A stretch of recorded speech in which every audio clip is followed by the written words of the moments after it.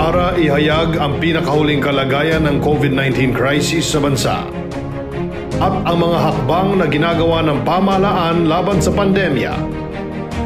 Mula sa Pangulo ng Republika ng Pilipinas, Mayor Rodrigo Roa Duterte.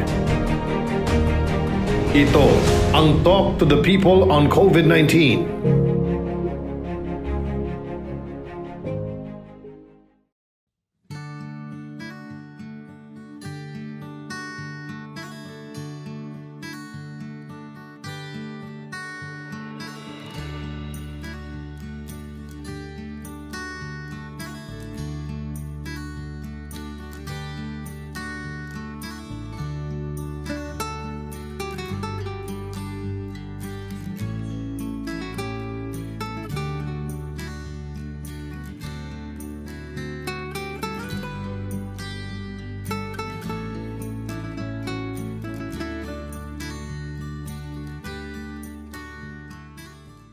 Tulad ng amin nabanggit, ang paghinto sa operations ng PRC ay naka-apekto din at ang pagsasagawa ng preventive non-operation of some laboratories last weekend dahil nga muli sa Typhoon Rolly.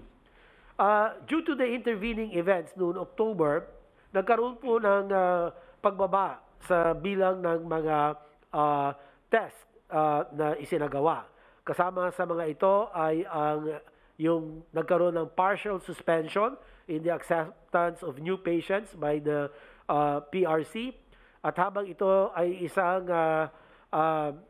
significant but temporary decrease in testing capacity, meron naman pong 11 na ibang public and private laboratories na sila po ang sumalo doon sa mga hindi nasuri o na-test ng PRC at sila po ang voluntaryo na pumuno ng puwang dahil nga po sa paghinto ng PRC, lalo-lalo na po ang testing for returning overseas Filipinos.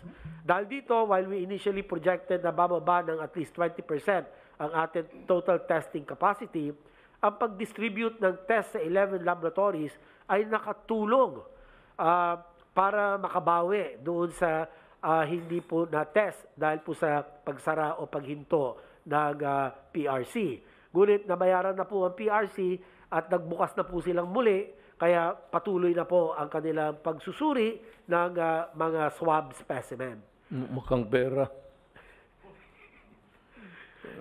Sa pagsisimula po ng Nobyembre, ang pinsala ng Super Typhoon Rolly kasabay ng undas ay nagdulot din ng paghinto din ng 30 mga laboratorio sa buong bansa.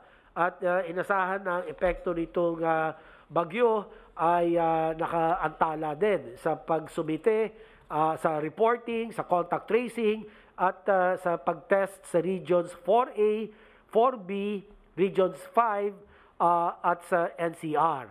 At pati rin ang submission ng results sa DOH ay naapektuhan. Next. Yes, sir. Yung drop ng cases, to what factors would you attribute it to? Sir, yung pong 5 bagay. Yung pong number 1, yung atin pong nagiging effective, yung atin pong communication sa mga tao, yung compliance with the minimum health standards, wearing of the mask, face shield, physical distancing, at proper hand washing. Parang ang mga Pilipino ay nasunod ho, Mr. President, gumanda ang kanilang compliance. May mga datos po nagpapakita na ang rate of masking maganda po sa Pilipinas. So ang mga tao talagang nasunod na po sa mga panuntunan o sa mga advisories ng inyo pong gobyerno. At pangalawa po, yung napaigting ng ating pong IATF at ang National Task Force sa pangasiwa ni Secretary Galvez, bumababa po kami sa mga iba't ibang mga syudad. Lahat po, sinuyod namin ang lahat ng NCR cities and 1 municipality and all the provinces of Region 4A as well as Region 3 na kung saan po ay medyo tumagal po yung mataas na kaso ng COVID-19 at doon po siniguro namin na ang kanilang active case finding, ang kanila pong contact tracing sa pamumuno po ng Department of Interior and Local Government under Secretary Anyo, talagang tinutukan po namin ito.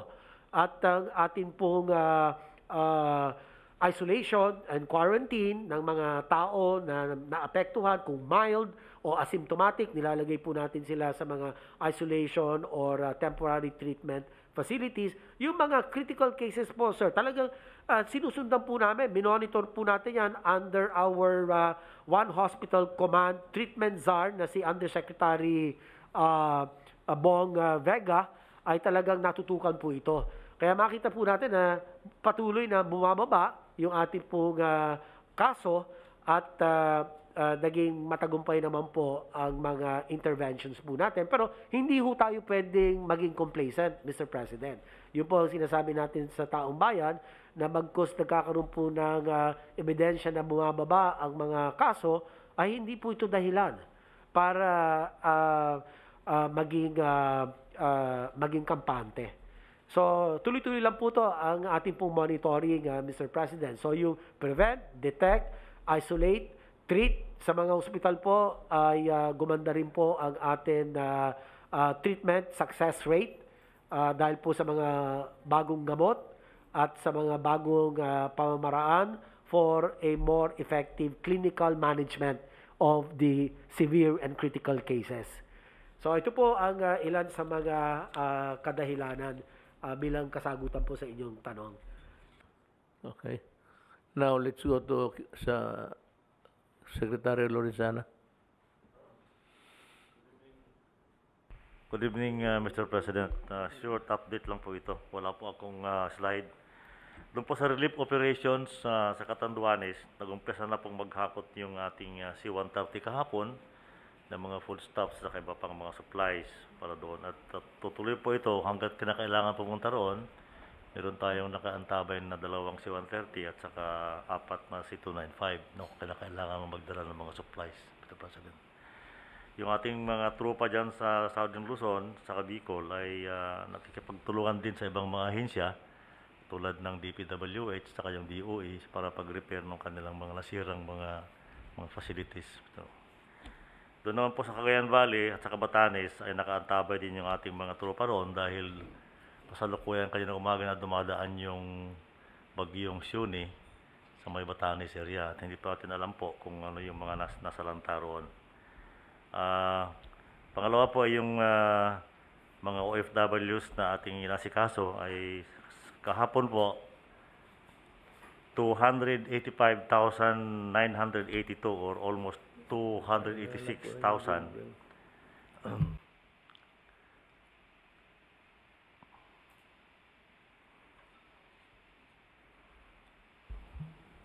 Yung pong ating OFWs ay mayroon na nakauwing 285,982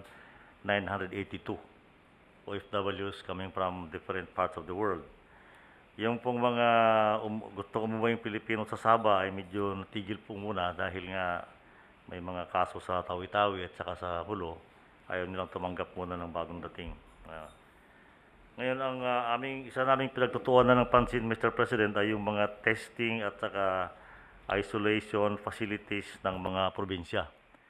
Noong pong 2 weeks ago, ay pinadala ko si Undersecretary Yano sa Bukidnon dahil humihingi ng tulong si Governor Subiri dahil tumataas yung kaso nila doon. Fortunately, Mr. President, ngayon, bumaba na yung kaso doon at saka gumanda na rin yung kanilang isolation capacities.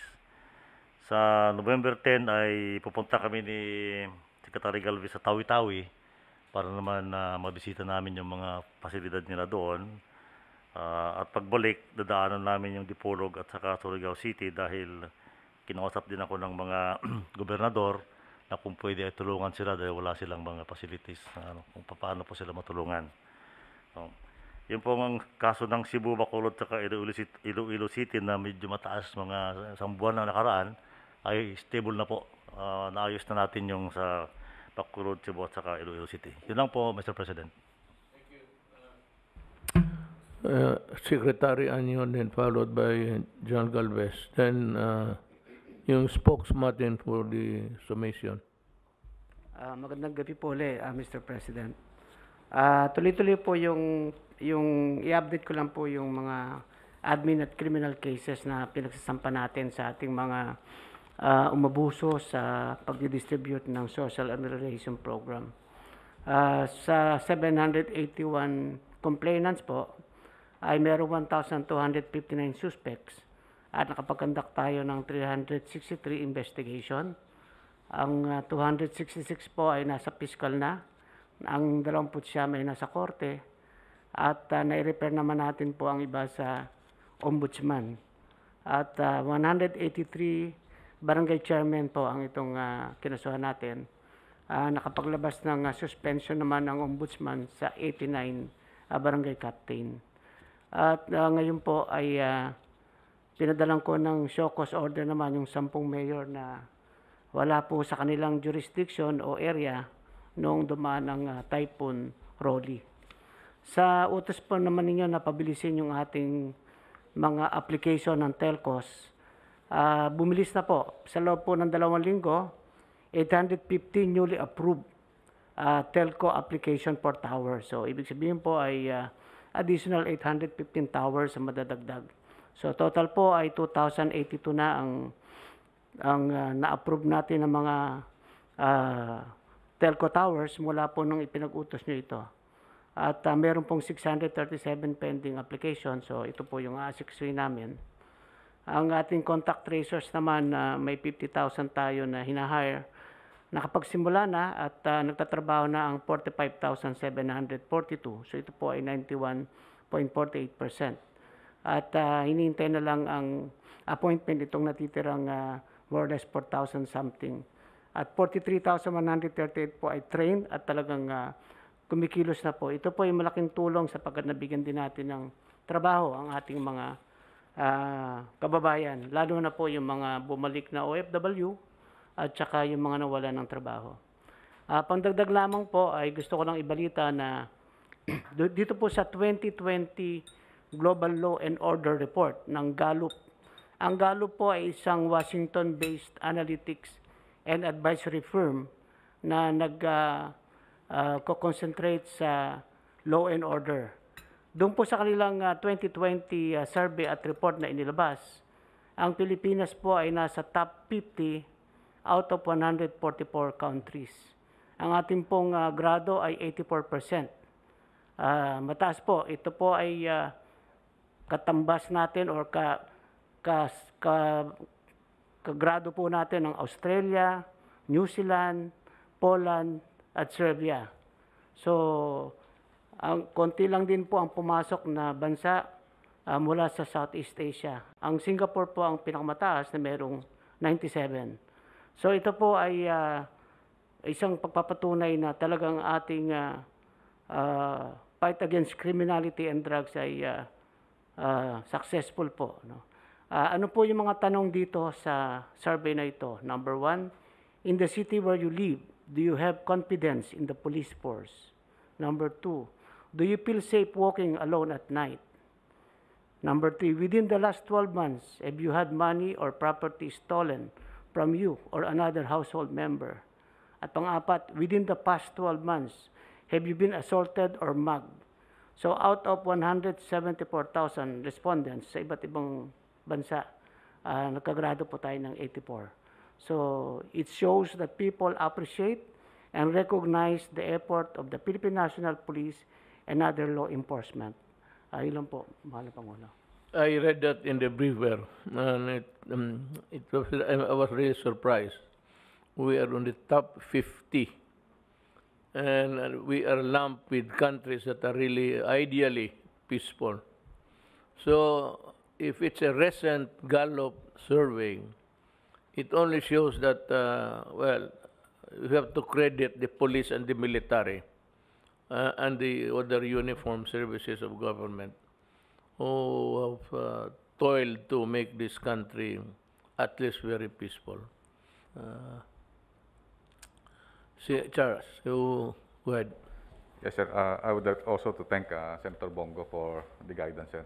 And sir, my presentation to you is the Philippine National Vaccine Roadmap. This is in compliance with your order that every Filipino should be vaccinated, Yes. and it should be equitable to the people, rich or poor. And in his summary, Yes, sir. we do it first to all of those who can afford. Wala naman tayong pakialam dyan. Yes, sir. But sundin lang natin yung listahan sa mahirap Yes, sir. as listed doon sa we gave the ones that we gave to them salaries or money. Yun talaga rin ang mauna. In that order. Yes, sir. Yes, sir. Pinakamahirap muna hanggang It is included in my presentation to you, sir. sige. Sir, basically, this is your directive that the vaccine will be our road to normalcy, and we will only have a full recovery with the vaccine. So this presentation is meant for you for the approval of the President, because it is a time-based and objective-based roadmap. And also we will raise some different options and decision points that the President and the IITF may decide in the near future. Cannot see the my liliit yung ano. Next slide, please. Sir, based on your guidance during the monumental soul-searching speech that you have given during the September 2020 United Nations, which really touched the hearts of all the nations, you have said to the world that the world is in the race to find safe and effective vaccine. When the world finds that vaccine, access to it must be denied or withheld. It should be made available to all, rich and poor nation alike, as a matter of policy.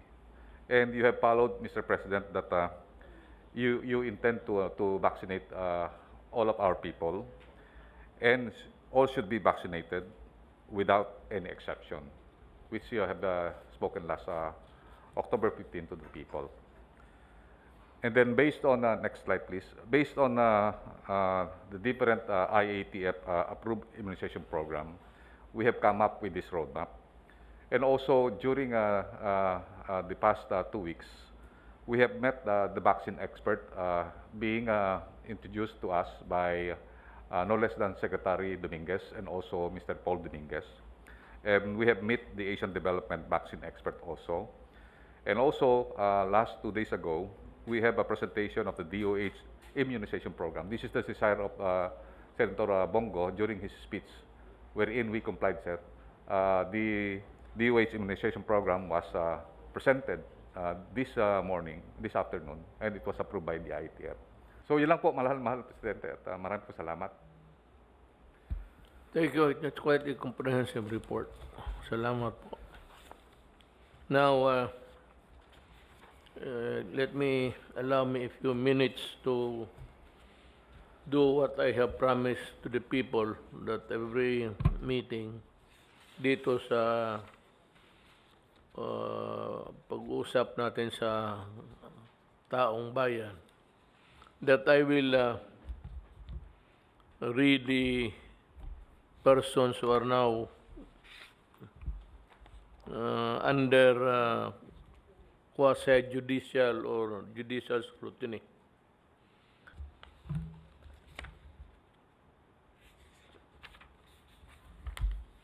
Sa Bureau of Customs,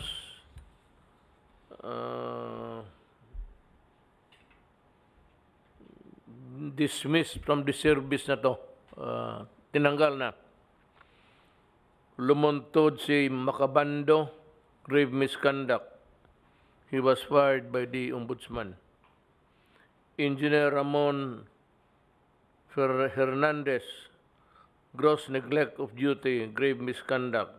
He was dismissed by the Ombudsman. Raymond Cabigon, gross neglect of duty, conduct prejudicial to the best interest of the service, dismissed by the Ombudsman. Hill Sinen ng Camille, gross misconduct of duty, grave misconduct, dishonesty. Pati kasali dito si Raymond Cabigon, to him, pareho sila. Dismissed from the service. Vincent Butch Gambua, grave misconduct, dismissed by the Ombudsman. Vincent Butch, Attorney Laicio Martinez, gross neglect of duty, grave misconduct, conduct prejudicial to the best interest of the service, fired by the Ombudsman. Filomeno Salazar, gross neglect of duty, grave misconduct, conduct prejudicial to the best interests of the service, dismissed by the Ombudsman. Vicente Torres, gross neglect of duty, grave misconduct, conduct prejudicial to the best interests of the service, dismissed by the Ombudsman. Ganoon na ho karami ang in addition yung nauna na nawala, naunahan sila. Ito ang ano sa dismissed by the Ombudsman. Renly Tinana, grave misconduct, conduct grossly prejudicial to the service, fired by the Ombudsman. J.B. Raul Cometa, gross misconduct of duty, conduct prejudicial to the best interest of the service, fired or being investigated by the Ombudsman. Agnes Fabian, Bureau of Customs, with a firm decision from DOF, dishonestly dismissed from the service. Alan Pagkalinawan, grave misconduct, conduct prejudicial to the best interest of the service. The decision by the Customs was affirmed by the Secretary of Finance. Ramon Aquilan, grave misconduct sa BOC, dismissed from the service. Lahat pa na to. Aristotle Tumala, grave misconduct.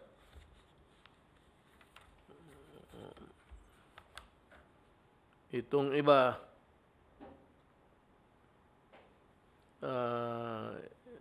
I think they are he either dismissed or still being investigated. Pero basahin ko na lang. Jennifer Lagman, grave misconduct, investigated by the Ombudsman. Wala na to. Tomas Alcid, grave misconduct, Ombudsman. Fahad Rashid Lukman, serious dishonesty, falsification of documents, pending ata ito sa Civil Service Commission or already dismissed.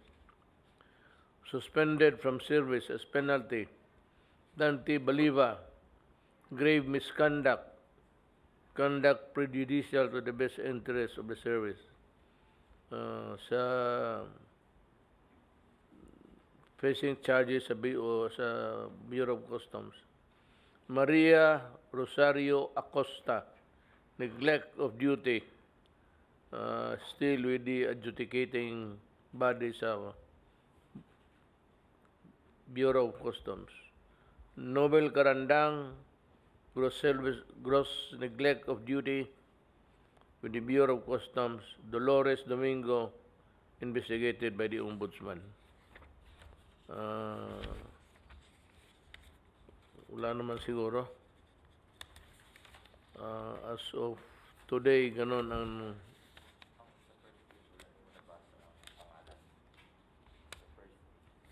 ang meron dito. Preventive suspension. PhilHealth, Jovita Aragona, grave misconduct, serious dishonesty, conduct prejudicial to the best interest of the service being investigated by the Ombudsman. Calixto Gabuya Jr., same PhilHealth being investigated by the Ombudsman. We can expect shortly the decision of these cases. Next week, we are still investigating DPWH. Ang DPWH, ang pinaka-racket dyan is yung ghost project. So walang delivery ghost project. Marami yan. Karamihan yan, it's the regional director. Ipapalabas nila na may project ito, but wala. So the best way is to conduct an audit of those projects to determine if they are ghost projects or not. And I think they are plenty. And I dare say that ang pinakamarami siguro matanggal would be from DPWH. I really intend to clean government. At least kung hindi ko kaya, maminus-minusan ang kurakot sa gobyerno. Yan na lang ang konsuelo ng tao na mahuli at mapreso. But most of this, yung misconduct, actually, that's the administrative term. Pero kung tignan mo yan ang crime nila in the penal side, mga falsification yan, malversation. But dito sa limited kasi ang ground, pero just the same. Pag gross dishonesty, ganon yan. That's embezzlement. Ang pinakamarami, itong road right of way na hanggang ngayon, ewan ko kung ano nangyari. This was this scandal somewhere in Cotabato. I remember it, but I am remembering it now. Tignan ko tanungin ko ang DPWH kung ano ang nangyari doon. Or I will have it re-investigated. Tapos yung sa itong mga karamihan ghost projects. Yan ang ano dyan. Yung iba naman, kagaya ng public works na nakita ninyo, yung kubeta na walang cover, na puro nakahilira lang yung bowl ni Duro. Walang division, wala lahat. Yung mga putang yan ang klaseng trabaho. So yung ganon, balikan ko yon. I'd like to remind anybody sa DPWH who has had a participation there, being investigator or connected with the construction, you better you report to me. Tanungin ko kayo kung paano ako magdumi kung ganito na para kaming classmate, seatmate kami ng tangina. Kalukuhan, kabastusan talaga. I'm sure, government will not allow that kind of project. No engineering in his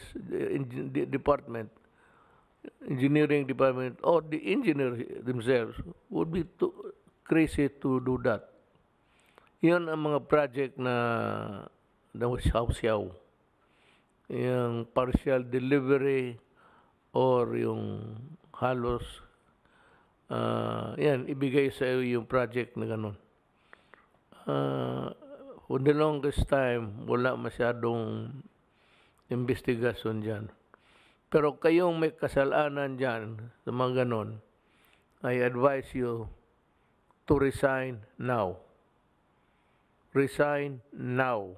Kasi pagdating ng panahon, I will throw the book at you. Even the kitchen sink, tsaka makita ninyo, you'll be prosecuted administratively and criminally at walang patawaran dito. This is not the time for condonation or being basta yung pera ng tao. Ang ibang kasalanan, okay lang. Pero itong mga ghost project, mga project na wala dyan, mga karamihan yan, yung mga health centers, wala yan. Atip lang yan. Kung yan ang ginawa ninyo, that's short-changing government. You will go to jail for that. I have 2 years to do it and about 6 months to file all the charges. I'm sure that ang Sandigan Bayan would be kept busy hearing the cases. Yan ang ano ko sa inyo. Talagang walang galit ako sa inyo. Kayong na-dismiss, bagay lang. You should not anybody's fault but yours for committing graft and corruption. So with that, I'd like to bid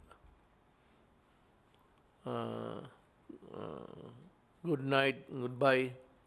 See you next week.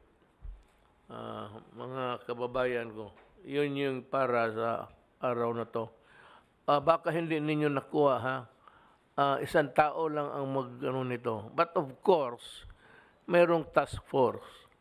He has to consult the task force. And maybe the task force will review. But, sabi ko sa inyo, do not delay it. Do not sit on it. Itong mga papel na to. When it is given to you for review it in one night. Kung hindi ka na matulog, problema mo yan. Submit it a day or 2 days after. Do not delay those paperwork. Even sa takbo ng papel from the lowest papuntang secretary.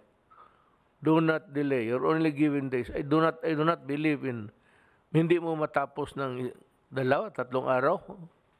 Di wala kang ginawa. I mean, you are doing nothing.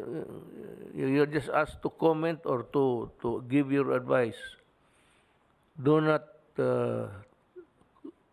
go into other things which are not delegated to you. Magre-report lang po ako dahil sa Catanduanes po kami nag-press briefing kanina. Matindi po yung damage. Hindi po ako nakarating nung Yolanda, kayo po nakarating. So hindi ko alam ang comparison. Pero from the air po, talagang wala kayong makita na bahay na nag-survive. Walang puno na nag-survive talaga. Dahil yung bagyo po talaga, initial landfall, kasagsagan ng lakas niya, Catanduanes. Si Mayor Inday, my daughter, Opo. nag-ikot na. Opo, nagbigay nga po ng 1.5 million daw po si Mayor Inday doon sa Catanduanes, no? 1.5 million po. Galing ata sa Davao City po na donation. Binigay niya kay Governor Kua. Pero matindi po, mga 35,000 po ang pamilyang apektado. Sa bahay po, 10,000 po ang totally damaged homes, 19,000 partially damaged. Tapos ang evacuees po nila sa government center, 7,000 plus. Yung evacuees sa mga private homes ay 45,886. Report ko rin po na nakarating na po doon si Secretary Bautista. Meron na po tayo mga 10,000 na food packs doon. Hindi lang po dalawang C-130 ang binigay ng Air Force. Meron po 5 eroplano na nagsha-shuttle po dahil 2-3 araw po silang completely isolated. Sira po ang tubig, sira ang kuryente, sira po ang telecommunication. So nagkaroon po sila ng humanitarian flights. Pati tubig po, alam ko po, yung unang 2 flights ng C-130, tubig ang dala at saka pagkain.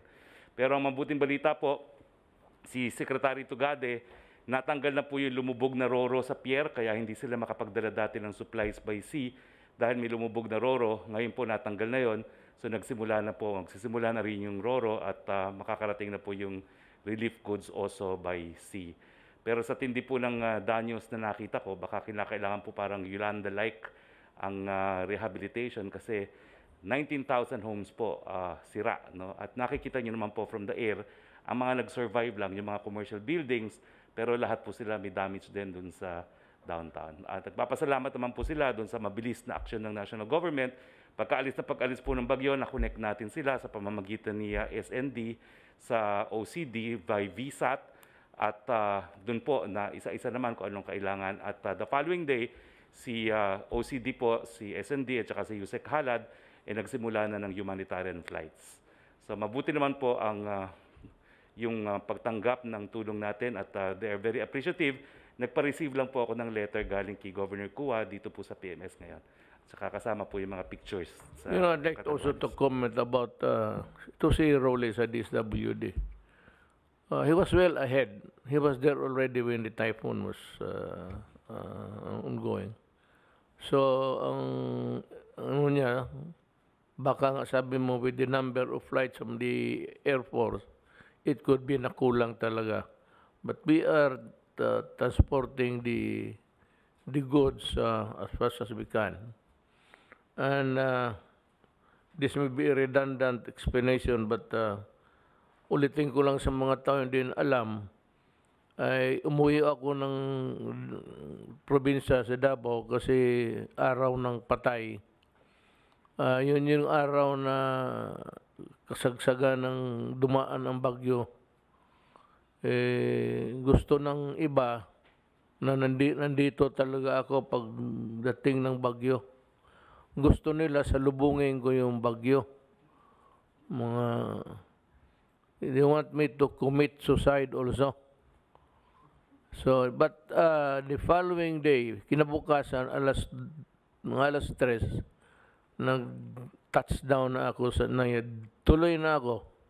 From the Naya Airport, diretso na ako sa Bicol. Ginubatan, naglanding ako doon.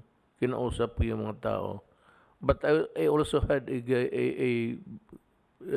accurate view of the destruction wrought about by the typhoon. Umuwi ako kasi may patay na ang nanay ko pati tatay ko. So, yung kayong gumadali, gusto ninyong wala kayong mapuntahan kung hindi magreklamo, magpatay kayo ng isang kamag-anak ninyo para pagdating ng All Souls Day na doon ka rin sa Lecheng Cemetery. Well, that's a tradition and of course an obligation for Filipino. Ganon tayo Tayo lang naman. Tayo lang ang basta yung even in Christmas, there's no celebration. Those of you who have been to the United States, they do not celebrate Christmas. They celebrate, walang New Year. Yung New Year yung sa Times Square. Countdown, but yung nila is yung Thanksgiving ang sa kanila. Hindi Christmas. Tayo lang ang Pilipino, blowout sa Christmas, blowout sa New Year, blowout, inuman dito, inuman doon, wala nang hinto. Tapos nagka-COVID, putak kayo pa ang galit. Let's see. Salamat po.